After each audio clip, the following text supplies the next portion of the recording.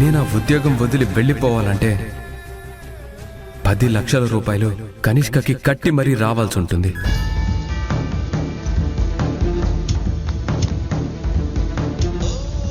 మా నాన్న బలవంతం వల్ల నేను ఇంట్లో ఉంటున్నాను, కానీ లేదంటే నా కుటుంబాన్ని తీసుకొని నీకు దూరంగా ఎప్పుడో వెళ్ళిపోయేవాణ్ణి. కాలం మాకు ఎందుకు ఇన్ని రకాల పరీక్షలు పెడుతోంది? ఎందుకు ఇంకా అడుగడుక్కి తొక్కేయాలని చూస్తోంది? ఉన్న సమస్యలు సరిపోలేదు అన్నట్టు ఇప్పుడు రాహుల్ బాబుని తీసుకెళ్లి ఆ కనిష్కకి బానిసగా మార్చింది. ఆ కనిష్క దగ్గర బానిస బ్రతుకు నుంచి రాహుల్ బాబు బయటపడాలి అంటే ఇప్పుడు 10 లక్షలు కావాలి.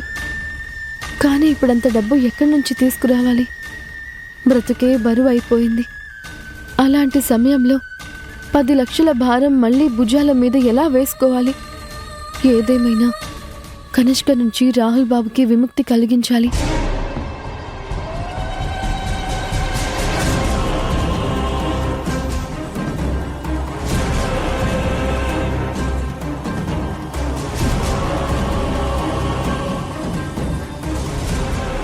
ఏంటబ్బి, శూన్యంలా మారిపోయిన జీవితం గురించి తలుచుకుంటూ 7లా నడుచుకుంటూ వెళ్తున్నావు? ఎలా బ్రతకాలో అర్థం కావడం లేదా? ఎలా భవిష్యత్తుని మలుచుకోవాలో అర్థం కావడం లేదా? ఇంతకీ ఎక్కడికి వెళ్తున్నావు? ఓ, రెస్టారెంట్కి వెళ్తున్నావా? అవునులే, ఇప్పుడు రెక్కాడితే గాని డొక్కాడని బ్రతుకులు. కాయ కష్టం చేసుకుంటే కానీ కడుపుకి కూడు దొరకదు. పాపం, నిన్ను చూస్తుంటే చాలా జాలేస్తుందబ్బి.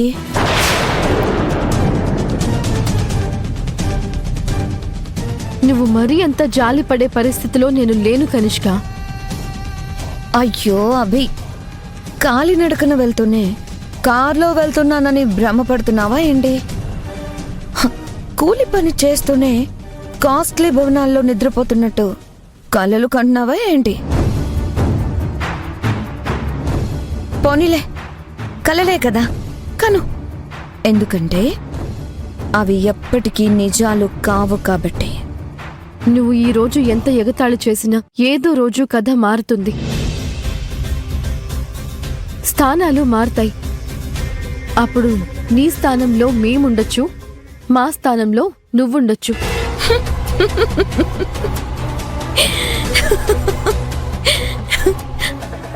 అయ్యో అభి, నువ్వు మరీ ఇంత అమాయకురాలివేంటి? మీరు పెట్టుకున్నది కనిష్కతో.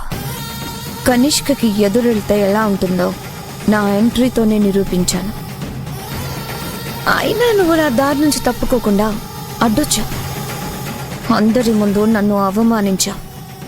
నువ్వు నన్ను అవమానిస్తే నీ భర్తని అందరి ముందు అవమానించి నాకిచ్చిన గిఫ్ట్ మళ్ళీ నీకే ఎలా తిరిగిచ్చానో చూసావు కదా.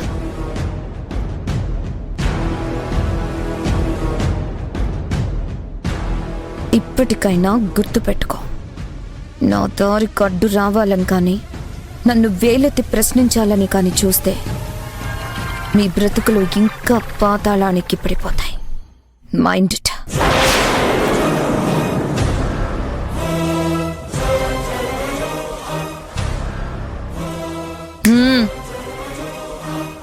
ఏంటబ్బి, పౌరుషంగా ఏదో మాట విసురుతావే, పంతంతో ఏదో ఒక పిచ్చి వాగుడు బాగేసి వెళ్తావు కదా.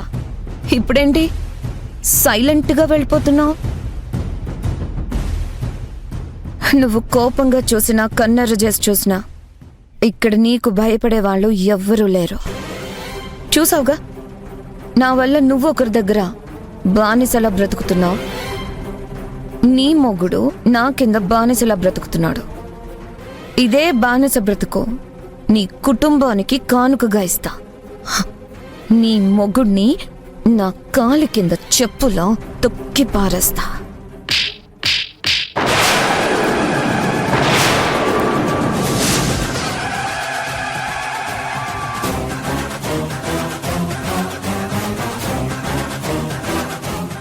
చూడు కనిష్క, నువ్వు నన్ను ఏమన్నా భరిస్తాను, కానీ నా కుటుంబం జోలికొచ్చినా, ముఖ్యంగా నా భర్త జోలికొచ్చినా నేను నిన్ను అస్సలు వదిలిపెట్టను.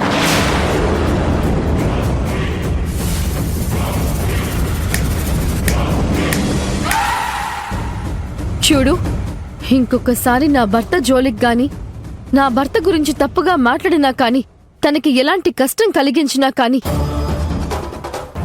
నా ఉగ్ర రూపం చూడాల్సి వస్తుంది.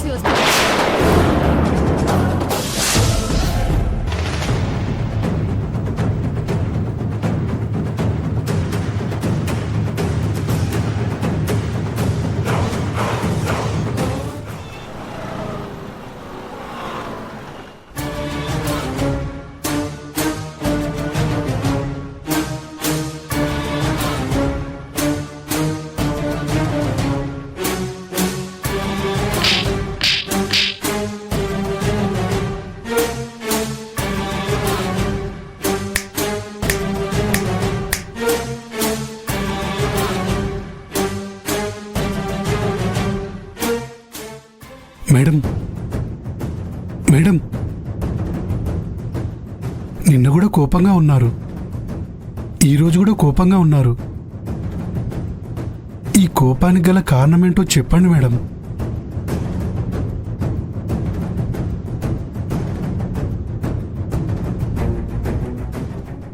ఈ కనిష్కకేమైంది?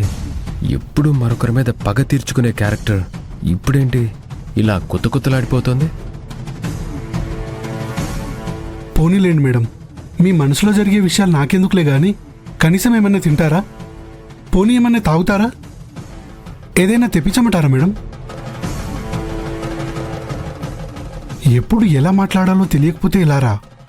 ఆవిడ అసలే అగ్నిపర్వతంలా పేలుతుంది, నువ్వు వెళ్ళి దాని మీద పెట్రోల్ పోస్తావేంటి? Madam, good morning madam. Very good morning.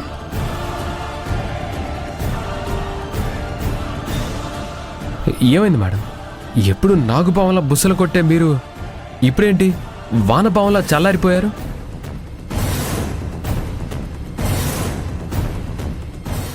ఈ రోజు కూడా నాకు ఒక అవమానం జరిగింది. ఒక మనిషి వల్ల నలుగురిలో నేను తలదించుకునే పరిస్థితి ఏర్పడింది. అయ్యయ్యో, ఎంత పని అయిపోయింది మేడం. నిన్న కూడా మిమ్మల్ని ఎవరో అవమానించారని చెప్పారు, ఈ రోజు కూడా మీరందరి ముందు తలదించుకునేలా చేసింది అంటున్నారు. మీలాంటి మంచి మనిషికి అసలు ఇలాంటి పరిస్థితి ఎప్పుడు రాకూడదు మేడం. అసలు ఆ వ్యక్తి ఎవరో చెప్పండి మేడం. ఆ చెంప ఈ చెంప వాయించి గుణపాఠం నేర్పిస్తా మేడం. అంటే మనకి ఇబ్బంది కలిగించిన వాళ్ళకి మనం గుణపాఠం చెప్పాలి అని అంటాం. అంతే కదా మేడం, మనం గుణపాఠం చెప్తే వాళ్ళకి బుద్ధి వస్తుంది. గుణపాఠం చెప్పాలి, అవును నిజమే. చెప్తాను, ఒక గట్టి గుణపాఠం చెప్తాను. జీవితాంతం మర్చిపోలేనంత బుద్ధి ప్రసాదించేలా ఒక గొప్ప గుణపాఠం నేర్పిస్తాను. మేడం, ఏంటి? ఒక ముఖ్యమైన విషయం చెప్పాలి మేడం. ఏంటి చెప్పు. మనం ఒక కంపెనీ స్టార్ట్ చేద్దాం అనుకున్నాం కదా మేడం, దానికి మరొక కంపెనీతో టైఅప్ అవ్వాలనుకున్నాం కదా మేడం. ఆ కంపెనీ ఇచ్చే డబ్బులతోనే మన కంపెనీ నడపాలని ఒక ప్రణాళిక వేసుకున్నాం కదా మేడం. అవును, అయితే ఆ కంపెనీ వాళ్ళు మన కంపెనీతో టైఅప్ అవ్వడానికి సిద్ధంగా ఉన్నారు మేడం.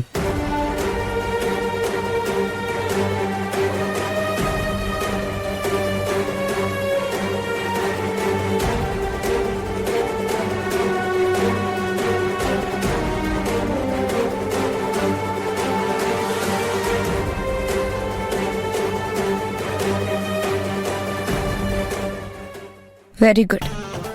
ఆ కంపెనీతో టైఅప్ అవ్వాలని మనం చాలా రోజుల నుంచి అనుకుంటున్నాం కదా మేడం. మీరు ఒకసారి వాళ్ళతో మాట్లాడితే మంచిది మేడం. ఖచ్చితంగా వాళ్ళతో త్వరలోనే మాట్లాడతాను.